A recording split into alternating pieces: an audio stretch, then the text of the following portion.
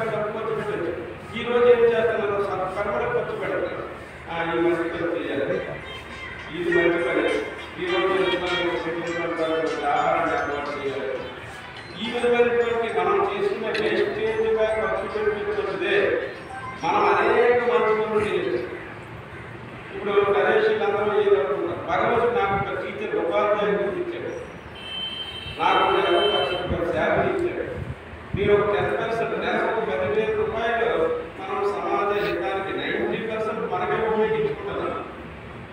మనం ఒక 10% చేస్తే మన చుట్టూ ఉన్న 1% చేస్తే అది 100% అవుతుంది. అనేక మంచి పనులు చేయడానికి అవుతుంది. ఫర్ ఎగ్జాంపుల్ నాకు చాలా వరకు మీరు బండి కొనుక్కోలేదు. ఎందుకంటే ఆ బండి ఆయిల్ 3,000 ఉంటుంది. అప్పుడు ఇంజనీరింగ్ విద్యార్థులు చదివించేవారు. నేను ఒక 3,000 పెడితే నా కుటుంబంలో మంచి 30,000 రూపాయలు ఎందుకు వాళ్ళు చదివించేవారు. ఈ రోజు అందరూ ఇంజనీర్స్ అయ్యారు. వాళ్ళు ఏం చేసాము, ఆయన నువ్వు ఒకటి కరెక్ట్ తీసుకో, నువ్వు ఒకటి కరెక్ట్ అవ్వదు. వాళ్ళు అలా కరెక్ట్ చేసి వాళ్ళు కొంతమంది అంటే ఏంటంటే సత్సంగమైనా సరే ఎప్పుడు మీరే చెప్తే మరి కొత్త వాళ్ళు తయారు అనుకున్నటువంటి అభిప్రాయాన్ని వ్యక్తీకరించాలి. నారాయణ గారు భారతంలో భాగవతం భగవద్గీత ఆయన చదువుతున్నారు. అది తయారవ్వాలి. మొదట్లో మనకి తిరిగే ఉన్నది. నాకు నేను సత్సంగా చెప్పేవాడు కదా, అది చెయ్యొద్దనే కన్వే రావడం గారు మొట్టమొదటి దాన్ని క్రియేట్ చేశారు. మ్యాథ్స్లో మీరు కూడా చెప్పండి. అప్పటి నుండి మాట్లాడుతున్నాను కానీ ఫస్ట్ గద్దలు తెప్పించడం, వాళ్ళ చేత మంచి కార్యక్రమాలు చేయించడం, ఇవే మన యొక్క రూట్ ఉండేది. మరి ఈరోజు ఏంటంటే కొన్ని మనం తయారయ్యి మనలో ఉన్నటువంటి బలహీనతలు ఏవైతే ఉన్నాయో ప్రతి ఒక్కరికి బలహీనతలు ఉంటాయి. ఆ బలహీనతల్ని మనమే తీయాలండి. భగవద్గీతలో మొదలైన ఆత్మానాత్మానం ఆత్మానం వసాదియే ఆత్మయో ఆత్మలో బంధువు ఆత్మయో విరాత్మ. మనకి పెద్దలందరూ గురువులందరూ చెప్తారు కానీ మనం ఆచరిస్తూనే అవుతుంది. అది ఆచరించకపోతే అవ్వదు. అది మన లోపల మనమే తీయాలి. ఉదాహరణకు మీరు జస్ట్ మీకు ఎక్కువ టైం ఇదవ్వదు, ఎందుకంటే ఎందుకే కాలాతీతం కాబట్టి మనము మాట్లాడే తీరుతీరులు కానీ ప్రవర్తించే తీరుతీరులు కానీ మనలో ఉన్నటువంటి ఏదైతే ఉందో నేను అనేటువంటి ఆ స్వామి చక్కగా చెప్పారు. అందరికీ ఏంటంటే అహంకారం, బలం, దర్శనం, కామం, క్రోధం, పరిగ్రహం. భగవద్గీత విముక్తి నిర్మంగా శాంతో భగవద్గీయాయ కలిగితే మొట్టమొదటి మనం ఆధ్యాత్మిక జీవనం తగ్గిపోవాలి.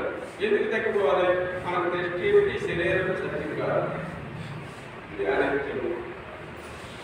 మరి నిత్యానిత్య వస్తువు ఏది నిజమైనటువంటి సత్యము? ఈ కనిపిస్తుంది ఏది కూడా ఒకప్పుడు ఇప్పుడున్నదే లేకుండా లేకుండా ఏమి కూడా కనిపిస్తుంది ఏది కూడా సత్యం కాదు. మరి సత్యం కానిటువంటి వస్తువుకి మనం పాల్గొడుతుంటే మన జీవితం అంతా ఎలా ఉండాలి? ఏ వస్తువు ఎక్కర్లేదు. మనలో మనకిచ్చిన దాంట్లో మనం పుట్టేటటువంటి జీవితమే ఐశ్వర్యం. ఐశ్వర్యం అందరికన్నా ఐశ్వర్యవంతుడు ఎవరైతే పూర్తిగా జీవిస్తున్నాడో వాడే ఐశ్వర్యవంతుడు. ఎందుకంటే భగవంతుడు చెప్పారు, భక్తానం యజ్ఞ తపసం సర్వలోక మహేశ్వరం సూర్యుడు సర్వభూతానం యాత్మానం శాశక్తి. ఎవరు భక్తుడే? భగవంతుడే భక్త. ఎందుకంటే 84 లక్షల జీవరాశుల రుజువుగా చెప్పారు. ఎవరైతే ఉన్నారో మనమైతే మానవ జన్మం మనకు జ్ఞానం ఇచ్చాడు, ఏది మంచో ఏది చెడు తెలిసేటువంటి విచక్షణ ఉంది. మిగతా జీవులు బతకం మానేసేయ, అవి సంతతిని అభివృద్ధి చెందడం మానేసేయ. మనకన్నా చక్కగా బతుకుతున్నాయి, మనకన్నా చక్కగా బతుకుతున్నాయి. టైంకి టైమే అండినవి. మనకు కాలం లేదు. మనం ఏదైతే జ్ఞానం ఉందో ఆ జ్ఞానాన్ని పొంది మనం సరైనటువంటి ఒక డిసిప్లైన్ క్రమశిక్షణాయుతంగా బతకడం లేదు. ఏ రాత్రి పడుకున్నామో తెలియదు, ఎప్పుడు తింటున్నామో తెలియదు, ఏ ఆహారం తింటున్నామో ఏంటంటే ఈరోజు అనారోగ్యాన్ని కవర్ తీసుకున్న బీపీ షుగర్ ఇవన్నీ ఎందుకు వస్తుంది?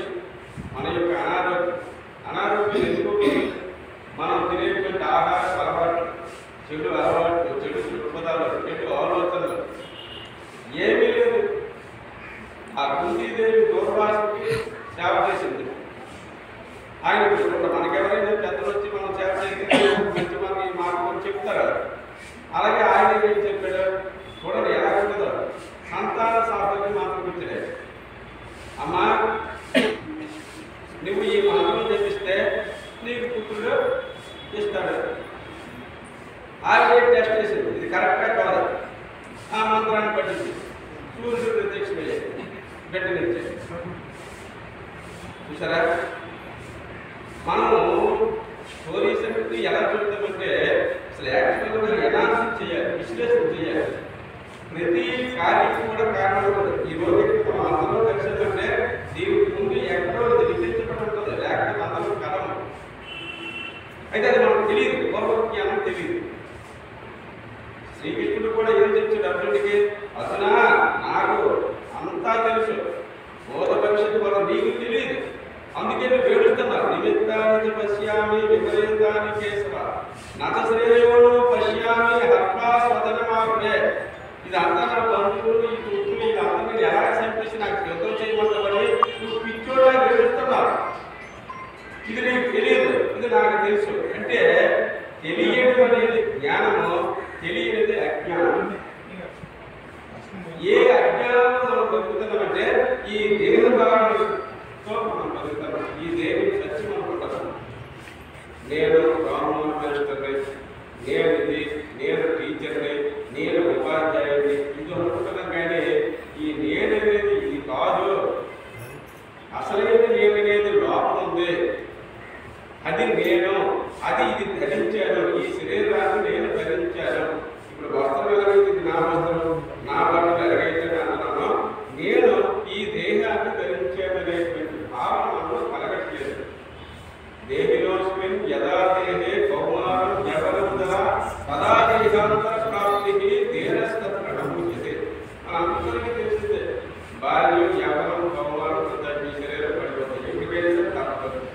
ఇది తెలిసిన సత్యమే. కానీ ఆ వైరాగ్య భావం మనం కలగట్లేదు. అంతసేపు ఈ సంసర్గాలు కూడా చాలా మంది భక్తులు నేను ఇంకా ఎవరు పొందుతారా ఏంటి వస్తుందని నిన్నది కూడా ప్రతి సంవత్సరానికి 2 సంవత్సరాలు జరుగుతుంది. అయినప్పటికీ కూడా అక్కడ స్టాప్ అవ్వట్లేదు. ఎందుకు స్టాప్ అవ్వట్లేదు నాకు అర్థం అవ్వట్లేదు.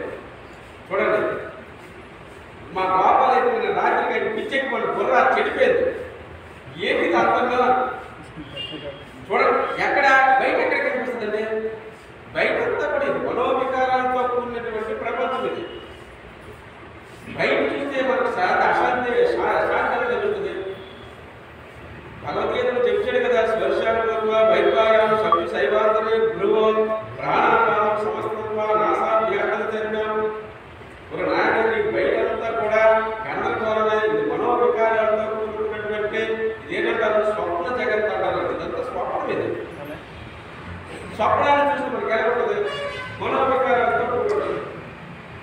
అందుకే మనం చెట్టు దగ్గరికి వెళ్ళాలనుకోండి, ఆకులు ఉన్నాయి, కాండలు పోతుంది, ఇది ఏం చేస్తుంది, ఇది ఎప్పుడు వేసారు, ఇది ఎవరు వేసారు అంటే మనకెందుకు? ఆ చెట్టు దగ్గరికి వెళ్ళి ఆ పండుగ తీసుకుని తిని మనం ఆలోచించాలి. నిన్న మా గోపాలు ఎలాగైపోయినా పిచ్చి పిచ్చి అయిపోతారు. ఏంటంతా ఏంటిదంతా ఎక్కడ పడలేదు. పరమాత్మ వాళ్ళకి జరాక్షి ప్రకృతి అమ్మవారు. అమ్మవారి ఇప్పుడు కూడా ఎలా ఉంటుందంటే అలాంటి పూర్తిగా ఉండాలి. మనకు వెంటనే మోహించేస్తామా? మోహతీతమైనది జ్ఞానం. అంటే మోహం చేయమవ్వాలి. మోహం చేయమవ్వాలంటే మోహం తెలియబడాలి. మోహం తెలియకుండా మోహం చేయవలసి ఉంటుంది. పిచ్చోడు కూడా తిరుగుతున్నాడు, జ్ఞానండి కాదు కదా. మోహం తెలియాలా? మోహం చేయమవ్వాలి. మోహం చేయమవ్వాలంటే ఈ మనస్సే కాదు. ఈ మనస్సును మనం ఏ విధంగా తీసుకెళ్తే ఆ విధంగా రాముడు పరిపాలన జరుగుతుంది. అదే 13 సంవత్సరాలు 14 సంవత్సరాలకి ఆయన వైరాగ్యం వచ్చింది కదా. విషయం అర్థమైపోయింది, వైరాగ్యం వచ్చింది. కానీ పరిపాలించాడు చక్కగా. మరి జనక మహారాజు యోగతను ఎంత వ్యాధవ్యాసుడు కూడా కొడుకడిగడి సుఖప్రేమ. నానా నాకు అసలు ఏంటిది అర్థం అవ్వట్లేదు. ఈ జగత్తు మించి కదా, బ్రహ్మ సత్యం కదా. ఎవరికి జగత్తు విద్య అంటే జ్ఞానికి విద్య. మిగతా వారందరికీ జగత్ సత్యమే. 1,00,00,000 మందికి ఒకటి తయారవుతాడు జ్ఞాని. మనకి ఎంతమంది ఉన్నారు తీసుకోండి. ఒక రామకృష్ణ పరమహంస, ఒక స్వామి వివేకానంద, ఒక ఉన్నటువంటి ఒక నామదేవుడు, ఒక భక్త కబీరు, ఒక లేకపోతే తుకారాము. మనకు ఉన్నటువంటి వారు, మనకు ఉన్నటువంటి జ్ఞానపాలస ఎలాగైతే ఒక రామకృష్ణ పరమహంస ఆలయం ఎందుకు కట్టడం? చూడండి, సాక్షాత్తు జ్ఞానాన్ని ఆయన పరమహంస విడదీశాడు. ప్రకృతినే పరమాత్మనే, ఇది ప్రకృతే, ఇది పరమాత్మ. అందుకే హంసయ్యే హంస అయితే పాలు విడదీస్తుందో ఏమి ఆధ్యాత్మిక సభలోనే మనం అందరం కలగలుగుతున్నాం. ఆధ్యాత్మిక చూడండి మామూలు అసలు లేదండి. ఆ యాక్టిగా ఎక్కడ ఉన్న దగ్గర ఒక క్రోధమో ఒక విచారమో ఒక తాగులో అలాంటిది యాక్ట్ చేస్తుంది. ఆధ్యాత్మిక ఒక పీఠం మనం పీఠం తీసుకోండి, ఇది శంకర మఠం, వాళ్ళు మేము శంకరుడికే మొక్కుతామా, నేను బాబా గారిదే, నేను బాబానే మొక్కుతాను. మనలోని ఎన్ని ఉన్నాయో అంటే వైషమ్యాలు, మనది భిన్నత్వంలో ఏకత్వం మన సనాతన ధర్మమైనటువంటిది. కానీ మనమేమైపోయామో ముక్క ముక్కలుగా వెళ్ళిపోతున్నాం.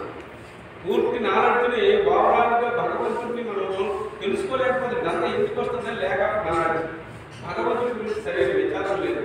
సరైన రామోజీలో పడుకుంటే నా కృష్ణుడే నాకు ఇప్పుడే నేను షిరిడి సాయిబాబు నేను చూడండి సత్యసాయి ఉంది, సత్యసాయి ఆయన పక్కన వెంకటేశ్వరుడు నేను మొక్కను. ఇదే ఎలాగైపోతుందంటే భగవంతుడి గురించి సరైనటువంటి నిర్వచనం, భగవంతుడి గురించి సరైనటువంటి వివరణ ఎవరికి తెలియలేనటువంటి దృష్టిలో ఉంది. ఒక్కొక్కరికి ఒక మార్గంలో కొట్టుకొని అసలు మనం ఎందుకు వచ్చాము, మనం ఏం చేయాలి, ఏమి నేర్చుకోవాలని వదిలి లగేజీనంతా మనం ట్రైన్లో ప్రయాణం చేసి లగేజ్ పొరలో ఇప్పుడు పిల్లలు ఉన్నారు, వాళ్ళ టార్గెట్ ఏంటి, వాళ్ళు మంచి ఎడ్యుకేషన్, వాళ్ళ ధర్మం ఏంటంటే తల్లిదండ్రులు సేవ చేసుకుంటూ తన ఎడ్యుకేషన్ ఏదైతే ఉందో దానిలో ఫుల్ఫిల్ అయ్యి తన గోల్ రీచ్ అవ్వాలి. ఆ మార్గంలో తను తయారవుతూ తన ఆహార విహారాలను యుక్తం భగవద్గీతలో యుక్తాహార విహారస్య యుక్త శాస్త్రస్య కర్మసు యుక్త స్వప్నాభావస్య యోగో భవతి దుఃఖ. మన ఆహారం యుక్తం ఉండాలి, సాత్వికమైనటువంటి ఆహారం, ధర్మబద్ధమైనటువంటి ఆహారం. మితాహారాన్ని మనం ఎప్పుడైతే తీసుకుంటామో మన మైండ్ చాలా చక్కగా సూక్ష్మమైనటువంటి సూక్ష్మ గ్రాహ్య శక్తి పెరుగుతుంది. ఆహారం ఎప్పుడైతే యుక్తముందో, ఆహారం ఎప్పుడైతే ధర్మబద్ధం ఉందో, ఆహారం ఎప్పుడైతే సాత్వికం ఉందో మనం సత్వసమృద్ధి పొందబడుతుంది. అంటే మనలో ఉన్నటువంటి ఈ కామ క్రోధ లోభ మోహ మద మనసులు జరుగుతాయి. ఎప్పుడైతే మన మనస్సు ఒక లక్ష్యం ఉందనుకోండి, ఎవరి స్థాయిలో వాళ్ళకి లక్ష్యం ఉండాలి. పిల్లలందరూ చక్కగా చదవాలి, సౌండ్ మైండ్ సౌండ్ బాడీ. మనం ఎప్పుడైతే మానసికంగా బలమవుతామో, శారీరకంగా బలమవుతామో, మానసికంగా బలమవుతాం. మానసికంగా బలం వల్ల మనం అనేక అద్భుతమైనటువంటి కార్యక్రమాలు చేయడానికి ఒక డాక్టర్ వాళ్ళు చదువుకున్నారనుకోండి, ఈ లక్షణాలతో వాళ్ళు డాక్టర్ అయ్యారనుకోండి, వాళ్ళు సమాజ హితానికి పనిచేస్తారు.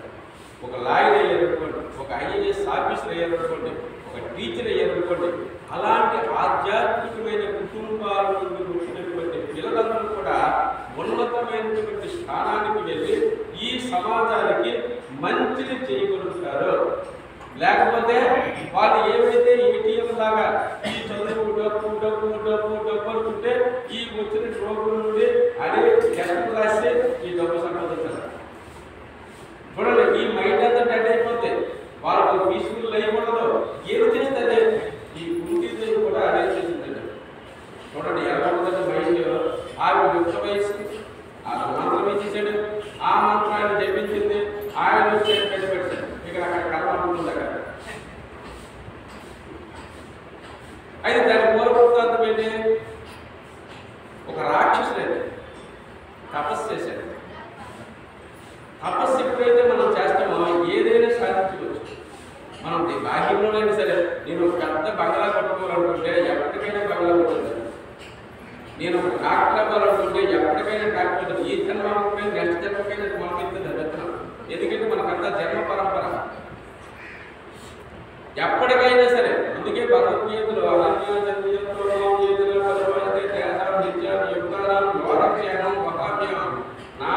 మనసుంటే ఎప్పటికైనా మనకు తెలియదు. అంటే పూర్వపరాలు తెలియకపోవచ్చు, కానీ వాడు సాధించేస్తాడు.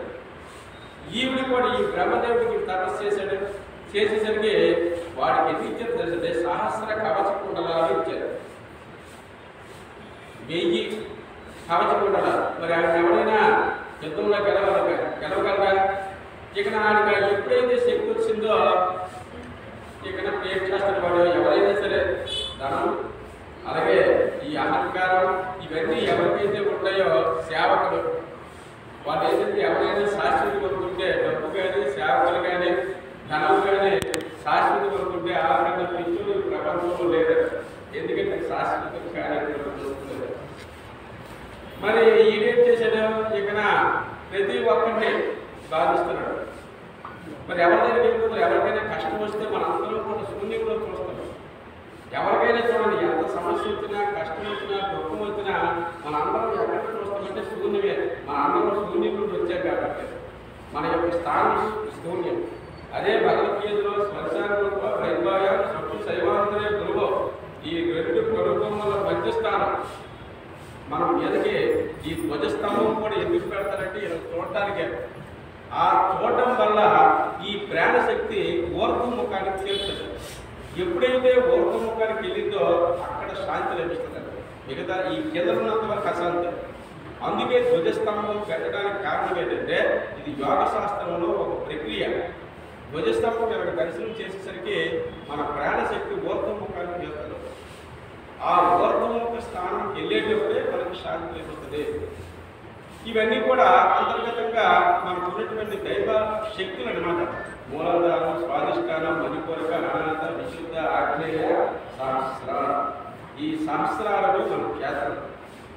ఎక్కడికే మనం ఎప్పటికైనా ఎన్ని లక్షల కోట్ల జన్మలెత్తినా ఈ సహస్రాలకే చేరాలి. మన అంతరం కూడా అది రామాయణం చదివి వెళ్ళొచ్చు, భారతం చదివి వెళ్ళొచ్చు, భగవత్ చేయండి, యోగం చెయ్యండి, అర్చన చెయ్యండి.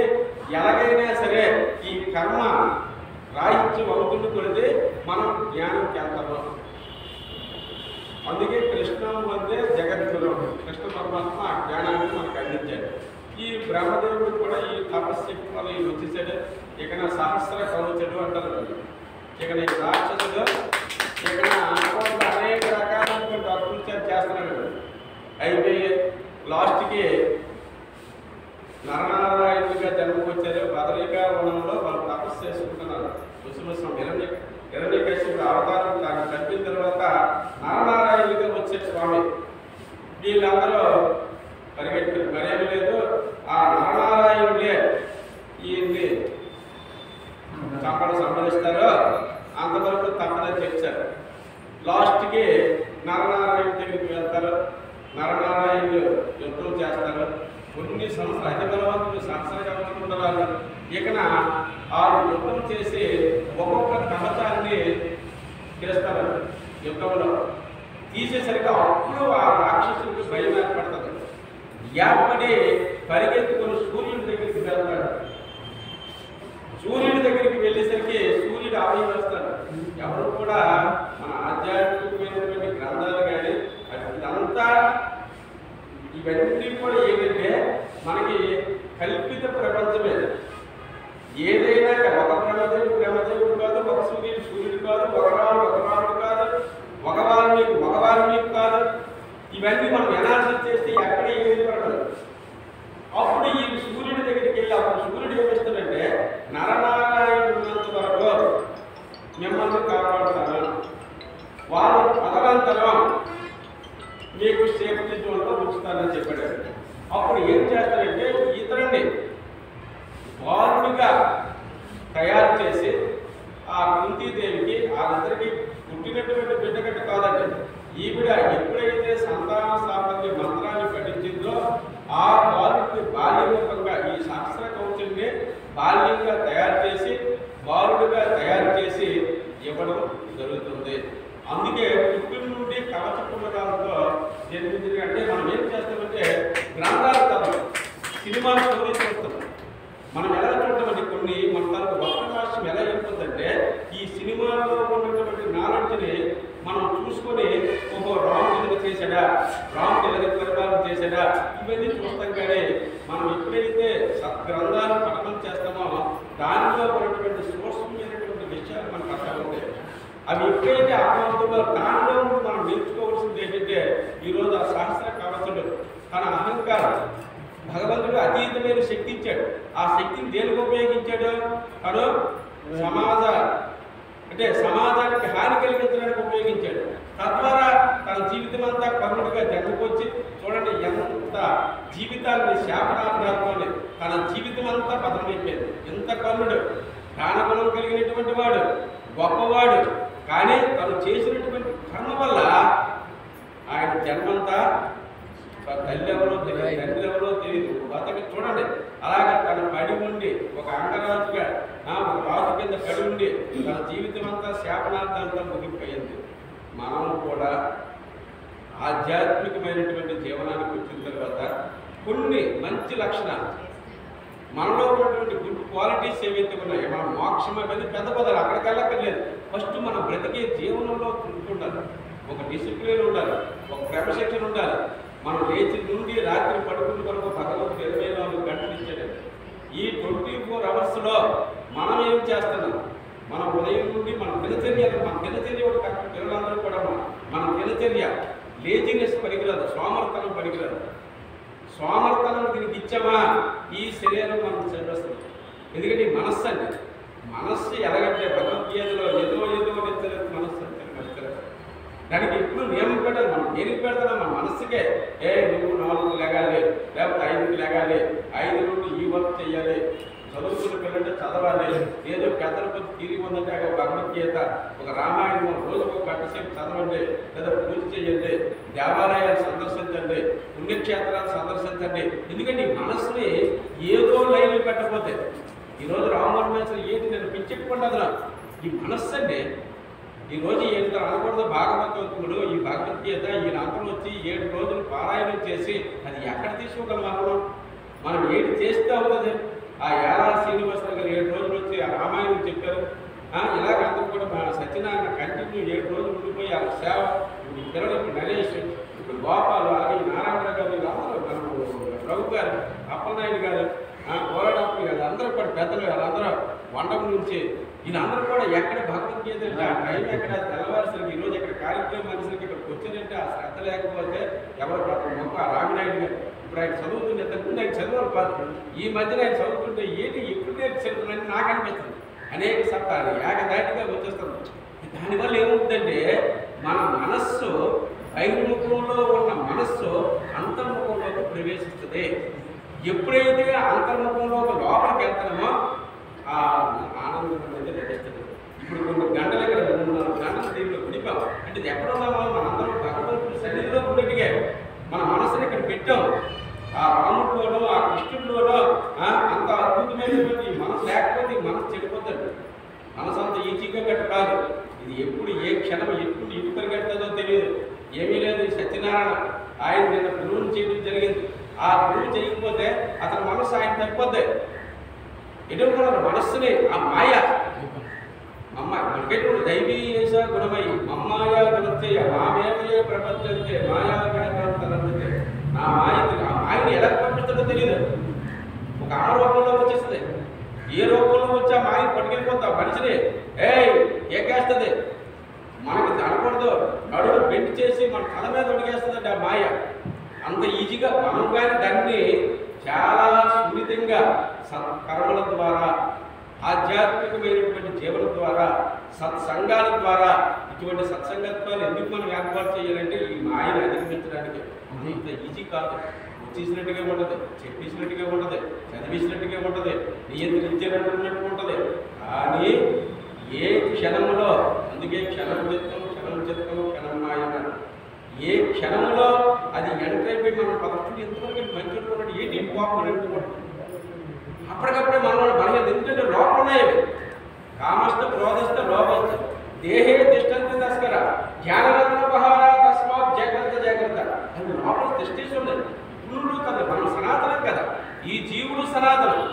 ఇప్పుడు కనిపిస్తున్నాడు, వ్యక్తమయ్యాడు, మనందరం మీద కూర్చున్నాం. కానీ ఈ జీవుడు ఎప్పటి నుండో ఉన్నాడు, ఈ రోజు రాలేదు. సనాతన ధర్మం అంటే ఈ జీవుడే సనాతనం. ఎక్కడో ఉన్నాడు, ఇంకన్నిటికీ పరిచయాలు ఉన్నాయి. ఈ లోపల అన్ని బలహీనతలు ఉన్నాయి. ఈ బలహీనతలో ఈ మనసు కొట్టుకుపోతుంది. అందుకే మనం ఏం చేయాలి? వాసన క్షయం చేయాలి. వాసన క్షయం చేయాలంటే సత్కర్మం చేయాలండి, సత్సంగాలు ఉండాలండి. లేకపోతే వాసన క్షయం అవ్వకపోతే మా ముక్తి లేదు, మోక్షం లేదు. అది అంత కొట్టింది పదాల్లో కనిపిస్తాయి. నీ వాసనలో మనం ఎలా ఉంటామో మళ్ళీ మనిషి మన లోపల అది లాగేసి పెట్టేస్తాం. అందుకే ఏంటి ఇంత మంచోడు ఏంటి అనుకున్నాడు, ఏంటి లేదు. సత్యనారాయణ గత కొన్ని నెలలుగా ఆయన పడుతున్నటువంటి నరకం ఏంటనుకున్నారు. ఆయన్ని చూడండి, ఒక మంచి రూట్లోకి వెళ్ళేసరికి ఆ వాసన బాగుంది. ఆ వాసన చేయడమే జ్ఞానం. ఆ జ్ఞానం ఎవరు చేస్తారు కాబట్టి ఇది అద్భుతమైనటువంటి నాకు ఇలా చెప్పుకుంటే చాలా టైంకి వెళ్ళిపోతాయి. మీరందరూ అమ్మ పిల్లలందరూ వచ్చారు, చాలా సంతోషం. ఇది ఏది మంచి విషయాలు నేర్చుకోవడానికి, మంచి విషయాలు మనసు నేర్చుకోవడానికి, అలాగే అమ్మగారిని ఇక్కడ ఉన్నటువంటి పెద్దలందరూ కూడా అంటే మనం మోటివేషన్ చేయాలి. చేసుకుంటే వస్తుంటారు. మనం ఏమి పట్టుకోకుండా ఆ క్యారెక్టర్స్ తెచ్చుకుంటే మనం క్యారెక్టర్ డెవలప్మెంట్ ఒక రాంగ్ క్యారెక్టర్, కృష్ణుడి క్యారెక్టర్, కృష్ణుడు చూసుకోండి. ఆయన క్యారెక్టర్ చూడండి ఎంత సమన్వయం, ఎంత చక్కగా ఇంట్రడ్యూస్ చేశాడు. ఆయన తన పరిపాలన పుష్పం చదివితే భగవద్గీత ఒక వరం, గాడ్ ఇష్టం. మనకు అతీతమైనటువంటి భావం చదివి అనారోగ్యం ఉండదు. మనం ఏదైతే అనుకుంటామో ఆ సంకల్పం జరుగుతుంది. ఎక్కడ కృష్ణుడు ఉంటే అక్కడ శక్తి ఉంటుంది, ఎక్కడ శక్తి ఉంటే అక్కడ బలం ఉంటుంది, ఎక్కడ బలం ఉంటే మంచి జీవనం మనం బహిర్ముఖంగా కానీ అంతర్ముఖంగా కానీ ఆనందం లభిస్తుంది. ఎప్పుడు ఆనందం వచ్చిందో మనకి యాంగ్జైటీ ఉండదు, క్యాన్సర్స్ ఉండదు, ఆందోళన ఉండదు, ఆరోగ్యం బాగుంటుంది. హెల్త్ మన ఆరోగ్యం నారాయణ గారే ఈ రూట్లోకి వచ్చిన తర్వాత ఆయన హెల్త్ వ్యాసంగా రాయకండి అంతా భోజనం లేదు. మా ఇంటి జరిగితే మా మిస్సెస్ చాలా ఒక నారాయణ భోజనం లేదు. ఆయన 4 వరకు అలా ఉండిపోయారు. చూడండి, అంటే ఆ శక్తి అనమాట, పవర్ జనరేట్ అవుతుంది. ఇదే తినేటువంటి వ్యక్తి నెంబర్ ఆఫ్ టైమ్స్ తినేటువంటి వ్యక్తి ఈ డివైన్ పవర్ వల్ల ఆయనకి ఏమొచ్చింది, వాయు శక్తి వచ్చింది. ఆ వాయువు బలం అయిపోతుంది ఇప్పుడు ఆయన. ఎందుకు ఆ లోపల ఎన్నది ఆ శక్తి అంతా ఎక్కడ లోపల ఉంది. ఆ శక్తిని మనం విచ్ఛిన్నం చేసేస్తున్నాము. మనం తినేటువంటి ఆహార వికారాల ద్వారా అది డెడ్ అయిపోతుంది. ఆ డెడ్ సెల్స్ ఎప్పుడయ్యాయో మన శరీరం అనారోగ్యమైపోతుంది. శరీరం ఎప్పుడైతే అనారోగ్యమైపోయిందో మన మనసు ఆలోచనలు అనేది తగ్గిపోతుంది, గట్టిపోతుంది. మరి ఆలోచనలు తగ్గిపోతే మనం భగవంతుడిని గట్టిపోతామండి.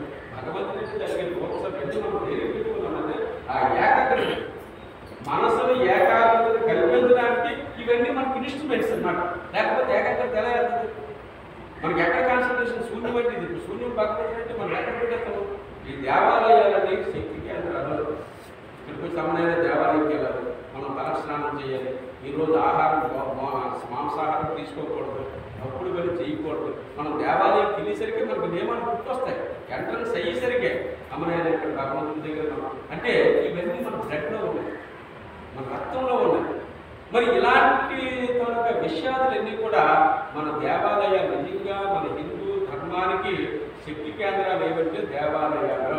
ప్రతి ఒక్కరూ దేవాలయ దర్శనం చేయాలి, భగవద్గీత పారాయణం చేయాలి, లలిత సహస్రనామార్చన చేయండి, లేదా అమ్మగారు విష్ణు సహస్రనామార్చన చేయండి, లేదా మీకు నచ్చినటువంటి హనుమాన్ చాలీసా చేయండి. మనం ఏదో ఒక ప్రతిరోజు ఒక గంట టైం కేటాయించుకుంటే వాటిలో ఉన్నటువంటిది మంత్రాదేవులతో ఏది అక్కర్లేదు. అక్కడ ఆయన మంత్రం సంతాన సాధన కలిసి భగవంతుడు వచ్చింది. మంత్రాదేవుడు దైవితం, మంత్రం వల్ల దైవం యొక్క అనుగ్రహం కలుగుతుంది. ఆ అనుగ్రహం కలగడానికే మనకి వెళ్ళి ఓం నమః శివాయ, శివ పంచాక్షరి, ఓం నమో నారాయణాయ కలిగినట్టు భక్త మార్కాండేయుడు ఎక్కడ తగ్గించాడు ఓం నమః శివాయ అనే మంత్రాలు. అలాగే ఓం నమో నారాయణ ఎవరు ధ్రువుడు, మొత్తం ఆయనకి ప్రపంచమే ఆధీనమైపోయింది. ఆ 3 అంటే ఈ 7 లోకాలు కూడా ఆయన అండలోకి వచ్చే ధ్రువుడు ఓం నమో నారాయణ అనుకుంటున్నాడు. ఆ మంత్రం వల్ల మనమేమనుకోలేదు, భగవంతుడు మనకు సంకల్పం, మన కుటుంబం బాగుండాలి, మన ఆరోగ్యం బాగుండాలి, మన తల్లిదండ్రులు బాగుండాలి. ఇప్పుడైతే ఈ మనస్సుని డివైన్ వైపు పెట్టాము. నరేష్ ఇప్పుడు ఆయన ఒక జాబ్ చేసుకుంటున్నాడు, హ్యాపీగా తిరగలదు, అనేక రకాలైన అదే ఈ రూట్లోకి రాకపోతే గాడి మనసు చెడు వెళ్తుంది. రారా సార్ మనం అక్కడికి వెళ్దాం, డ్రింక్ చేద్దాం, లేకపోతే సినిమాకి వెళ్దాం, ఇలాంటివి చెడు మనస్సు ఎప్పుడు ఎట్లా అవుతుంది చెడు. ఈ భగవంతుడు ఆయన ఏ జన్మ సంస్కారం ఇది రావడం వల్ల ఏమవుతుంది, చక్కగా చేస్తున్నాడు, హైలైట్గా డెవలప్ అవుతాడు, ఆటోమేటిక్గా దాని జీవితం బాగుంటుంది. ఏమి మనం పోగొట్టుకుని లేదు. దీనివల్ల వ్యసనపరుడు అయిపోతే మీ జీవితం అంతా కోల్పోతాడు తప్ప ఒక మంచి మార్గంలో రావడం వల్ల దానివల్ల డెవలప్ అవుతాడు. ఇతరులకు కొంతమందికి మార్గదర్శనం చేస్తాడు. అదే నా కాన్సెప్ట్. యజదాచరతి అతదేవోత్రోధర ప్రమాణం ఉంటే అవకాశం వస్తుంది. వ్యక్తి తయారన్నారు. ఇప్పుడు చిరకాలంలో మన సూర్యనారాయణ గారు ఆయన అంతకుముందు అన్ని వ్యసనాలు చేసేవారు. ఈ పారాయణం చేసిన తర్వాత ఆయన ఈరోజు భాగవతాన్ని చదువుతున్నారు. అక్కడ ప్రతిరోజు 6 నుండి 7:30 వరకు చదువుతున్నారు. ఈరోజు అతను మాట్లాడడం వల్ల ఆయన మీద ఒక 10 మంది కూర్చుంటున్నారు. ఈరోజు మనతో తెలియని సూర్యనారాయణ చూడండి, ఈయన ఈరోజు భగవద్గీత భాగవతాన్ని ఆయన చదువుతున్నారు. అంటే ఇలాగ ప్రతి వ్యక్తి మనం తయారవ్వాలి. ఎవరో ఒకరితో ఎప్పుడో చెప్పడం అలా కాదు, మన ఇది కాదు, మనం తయారయ్యి మనం దాన్ని. ఎందుకంటే చెప్పడం వల్ల మీకు ఎందుకు వస్తుందంటే మనం తప్పు చేయకుండా భయం. అమ్మనాయని వైద్యం చేసి మనం సత్సంగాలు చెప్పడానికి వెళ్ళేసరికి ఫస్ట్ మనకేమవుతుందంటే మనం తప్పు చేస్తే ఈ సమాజం, ఎందుకంటే అబ్జర్వ్ చేస్తారు ప్రతి ఒక్కరు. చిన్నపిల్లలు ఎవరైతే ఇన్వేషన్ చేస్తారో సమాజం అబ్జర్వేషన్ చేస్తుంది. సమాజం అంటే ఏంటి? భగవంతుడే. భగవంతుడే. ఈ వివేకాది బ్రహ్మపర్యంతం కూడా భగవంతుని యొక్క స్వరూపమే. ఎక్కడ ఉన్నటువంటి కోట పువ్వు కానీ పుష్పు కానీ వాడు కానీ అవసరం భగవంతుని యొక్క తానుతోనే ఏర్పాటు. ఇవన్నీ కూడా భగవంతుడు లేనిది ఎక్కడ లేదు కదా. మన గ్రహాలు చెప్పిన ఎందుకు అనడం లేదని సందేహం కాదు. ఎందుకు అందరికీ మనం చూపించారు. మనం డైరెక్ట్ మనం ఇప్పుడేది భగవంతుడి గురించి మనం ఏమీ చేయక్కర్లేదు. భగవంతుడి గురించి అంతా అన్ని గ్రంథాల్లో మనం చూపించారు పెద్దలందరూ. మనం ఆచరించాలి. కలికాలంలో ఏం చేయాలంటే ఆచరణ కావాలి. ఆ ఆచరణ భక్తితో తోడైతే భగవత్ సాక్షాత్కారం. తద్వారా మన జీవితం ఈ మానవ జన్మ సార్థకమైనది. మానవ జన్మ సార్థకత అవ్వాలి అంటే సత్సంగత్వం జరగాలి. అందుకే సత్సంగత్వమే నిస్సంగత్వం, నిస్సంగత్వమే నిర్మోహత్వం, నిర్మోహత్వమే నిశ్చల తత్వం. ఎవరికైతే నిశ్చలమైనటువంటి స్థితి ఉంటుందో అక్కడ భగవంతుడు. ఎందుకంటే భగవంతుడు ఉండే ప్రదేశం ఏదంటే నిశ్చలమైనటువంటి స్థితి, అంటే చరణం లేని స్థితి. అనేక మంది గురువులు అనేక రకాలుగా చెప్తున్నప్పటికీ నిశ్చలమైన స్థితి. మీకు ఒకే ఒక ఇండికేషన్ చెప్తాను. నిన్న భాగవత సప్తాహం మా ప్రభుత్వం జరిగింది. ఒక పెద్ద గురువు గారు అండి. ఆయన జనరల్గా మనం ఎవరైనా ఒక చుట్టూ వీడియో కాలిస్తే ఏమంటాం, ఆయన దాని మీద రాసిన ఇంగ్లీష్ అంటే స్పోకింగ్ ఇంగ్లీష్ పొగ త్రాగడం మామూలు కాలిస్తారు. కానీ చాలా పెద్ద గురువే. 80 సంవత్సరాల వయసు. భాగవత సప్తాహం అవుతుంది. ఆయన వచ్చారు. ఆయనకి 10 years బ్యాకే సార్ గురువు గారు మీరు మంత్రం వేస్తారు, జపం వేస్తారు, ధ్యానం వేస్తారు, మీకు భగవంతుడి గురించి అంతా తెలుసు. కానీ ఈ చుట్ట ప్రమాదం చుట్ట మానేయాలి. ఈ దీక్ష పోయినా పర్వాలేదు. మన పిల్లలకి ఏం నేర్పలేదు. పిల్లలతోన మనం చేయాల్సింది ఏంటంటే బ్యాడ్ హ్యాబిట్స్ తప్పించాలి. ఆ గురువే బ్యాడ్ హ్యాబిట్ చేస్తే ఆ శిష్యుడు చేస్తారు. అదే జరిగింది. అయితే మనమే చెప్పాము గురువు గారు వచ్చారు. మరి చుట్టకాల్సిన భయం వేస్తుందండి. అక్కడ బాగా సప్తాహం జరుగుతుంది, భగవంతుడు ఉన్నాడు, నిరంతరం భగవద్గీత పారాయణ జరుగుతుంది. ఇక ఆయన చూడండి ఏ కర్మ చేస్తే ఫలితం అవుతుందో. మరి ఆయన ఈయనకి మంత్రదీక్ష ఎవరు? మన సత్యనారాయణ ఇతనికి ఇవ్వాలి మంత్రదీక్ష. చూడండి గురువు నేను రాత్రి మాట్లాడాను. ఈయనకి 24 నేను కష్టపెట్టుకుంటే నువ్వు ఇచ్చి మాట్లాడు. ఈ నెల లేదండి ఈయన తయారయ్యాడు, మంచి వాడు, మీరు ఇచ్చి వచ్చంటే ఈయన గురువు తయారు చేయండి అని అన్నాను. అయితే గజనిస్తాను గజనిమే. అయితే గురువు గారు కరెక్టే కానీ మీరు ఇవ్వండి ఆయన తెలుసు. మరి ఎవరన్నా లాస్ట్కి ఎలా దాకా వచ్చి రేపు ఇచ్చేస్తాను. రేపు ఎలా ఇచ్చేస్తానంటే శ్రావణ పౌర్ణమి రోజు చెప్పాలి. అయితే రేపు నేను ఆశ్రమానికి వెళ్ళాలి. ఆశ్రమం తెలియదు వచ్చేస్తాను. అలాగే తెల్లవారేసరికి చూడండి ఆయనకు ఫస్ట్ హెచ్చరించాను, స్వామి మీరు ఎక్కడ చెప్పుకోకండి, నాకు ఇవన్నీ వ్యతిరేకము, ఇది మహాసంకల్పం, అర్థిస్తారు జాగ్రత్తగా మనం చెప్పాం. వెంటనే ఆయన అక్కడే అపవిత్రమైనటువంటి కర్మ చేయడం వల్ల తెల్లవారేసరికి ఆయనకి లో డౌన్ అయిపోతుంది, పడిపోతున్నాడు, వామిటింగ్ సెన్సేషన్ వచ్చేస్తుంది. ఆశ్రమానికి వెళ్ళాలి. ఏ శిష్యుడినైతే చూడాలన్నాడో ఆ శిష్యుడే. అంటే వెంటనే సత్యనారాయణ మనకి ఏం లేదు, ఇమీడియట్గా ఆటో తెప్పించాను, వెంటనే డాక్టర్ దగ్గర తీసుకెళ్ళాం, మెడిసిన్ రాసాం, మళ్ళీ అదే ఆటోతోనే ఆయనకి ఆశ్రమానికి పంపించాం. ఇంకా కోరుకోలేదు, ఇంకా హెల్త్గా ఉన్నాడు అతను. అంటే మనం పవిత్రమైనటువంటి కార్యక్రమాల్లో అపవిత్రమైనటువంటి పనులు చేయకూడదు. మనలో ఫస్ట్ ఏంటంటే వ్యక్తి చక్కగా ఆహార విహారాలు కరెక్ట్గా ఉండాలి. ఉంటే మిగతావన్నీ పక్కన పెట్టి ఆహార విహారాలు ఈ ఆధ్యాత్మిక మార్గంలో వచ్చిన ప్రతి ఒక్కరు కూడా స్మోకింగ్ కానీ, ఈ పాల్పరాటం కానీ, గుట్కా కానీ ఇలాంటివి ఎందుకంటే అటువంటి వాళ్ళు ఏమవుతుంది, మనకు బలం అలవాటు ఉండొచ్చు, కానీ అలవాటు తీయాలి, ఆ బలహీనతను తీయాలి. బలమే అది, బలం కాదు బలహీనత, మన మనస్సు అది లేకపోతే ఉండలేని తెలియటువంటిది మనకి. మీరు ఎంత సబ్జెక్ట్ ఉండొచ్చు, కానీ ఈ కించెత్తి మనసును ఆధీనం చేసుకోవాలి. ఈ ఆధీనం చేసుకోకపోతే ఆయన ఈరోజు కనీసం ఆ పూర్ణాంశంలో కూడా ఆయన ఇవ్వలేదు, రాలేదు. లాస్ట్కి భగవంతుడు ఆ పెదపడి నుండి ఈయనకి ఆ స్మరణానంద గారు వచ్చి నిన్న గురువుని చేయడం జరిగింది. ఇక్కడ నుండి ఈయన మంత్రదీక్ష, ఎవరైనా సరే మంత్రదీక్ష తీసుకోవాలంటే ఇతనికి ఎదుగుడికి ముందే ఇతను కొంతమంది తయారు చేయాలి. ఎందుకు తయారు చేసామంటే కొంతమంది ఇతని ద్వారా ఒక ఇద్దరు ముగ్గురు ఒక మంచి మార్గంలోకి రావాలి. ఎవరో ఒక ఉన్నారు, వాళ్ళు అయిపోతారు, ఆ టైం అయిపోతే ఇంక మనం ఈ దగ్గరలో ఇతను ఉన్నాడు అనుకునే ఇతను కూడా నేను మంత్రదీక్ష ఇవ్వడం జరిగింది. ఇప్పుడు ఆ గురువు గారు ఇస్తామన్న గురువు గారు అనారోగ్యం పాలు అయిపోయారు. ఏ టెస్ట్ చేస్తామనుకున్న టెస్ట్ చేసినటువంటి ఇతనే ఆయన సేవ చేసేటువంటి భాగ్యం కలిగింది.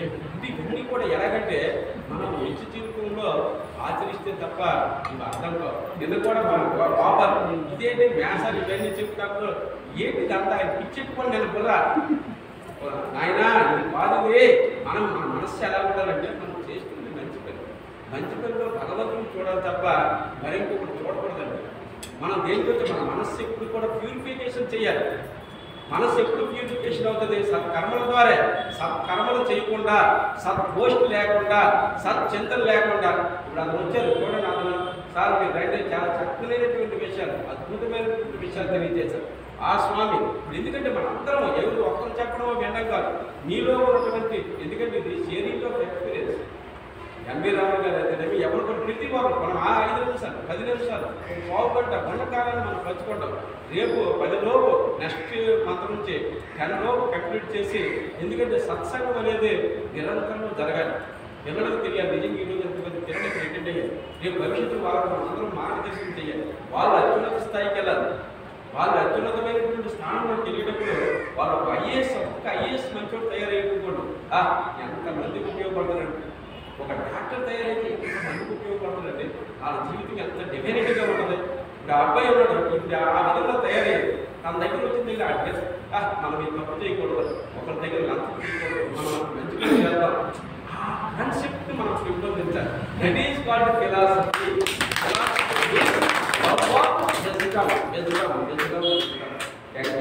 జై శ్రీరామ్. జై శ్రీరామ్. అలాగే నరేష్ గారు రామ్మోహన్ మేషార్ గారికి ఆనంద బాష్పాలతో పాదాలు కడిగారు. దుఃఖం వచ్చేటప్పుడే కన్నీరు వస్తాయి.